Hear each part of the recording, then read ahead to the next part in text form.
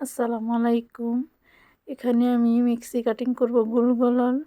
গলার মাপ নিয়েছি 5 ইঞ্চি, গলার লম্বা 5 ইঞ্চি নিয়েছি, আর চড়া নিয়েছি 2 ইঞ্চি। নিয়ে আমি একটু শেপ দিয়ে এঁকে নিচ্ছি। আর এখানে আমি গলার চড়া থেকে এখানে আমি 3 ইঞ্চি গলার পট্টিটা নিচ্ছি। 3 ইঞ্চি করে ঘুরিয়ে 3 ইঞ্চি করে মাপ দিয়ে নিয়েছি। এখন আমি কেটে নিচ্ছি গলার পট্টিটা।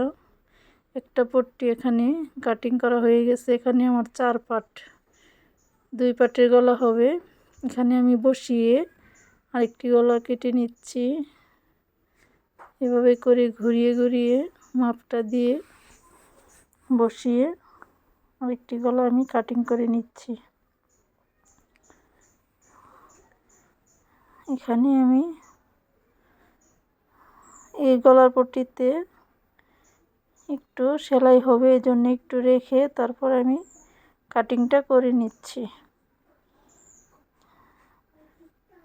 একটা গলা বসিয়ে কেটে নেওয়া হয়ে গেছে। এখন আমি কাঁধের জন্য 2 ইঞ্চি চড়া নিয়েছি, আর হাতা শেপের জন্য লম্বা নিয়েছি 8 ইঞ্চি। 8 ইঞ্চিতে দাগ দিয়ে এখন আমি হাতা শেপটা কাটিং করে নিয়েছি। এই যে এখন আমার মিক্সিটা এভাবে সেলাই করে নিব। এখানে কচি হবে। এভাবে করে আমি মিক্সিটা কাটিং করে নিয়েছি। এখন আমি হাতাটা কাটিং করব। হাতার লম্বা নিয়েছি 16 ইঞ্চি, আর 2 ইঞ্চি সেলাইয়ের জন্য। আর হাতার মোহরি নিয়েছি 5 ইঞ্চি, আর 1 ইঞ্চি সেলাইয়ের জন্য। আর যেহেতু মোটা মানুষের মিক্সি, তাই আমি এখানে হাতার শেপে একটু জোড়া পড়বে, জোড়াটা আমি এভাবে বসিয়ে নিয়েছি। 3.5 ইঞ্চিতে দাগ দিয়ে হাতাটা আমি এখন শেপ দিয়ে কেটে নিচ্ছি। এভাবে করে হাতাটা জোড়াটা দিয়ে কাটিং করে নিচ্ছি।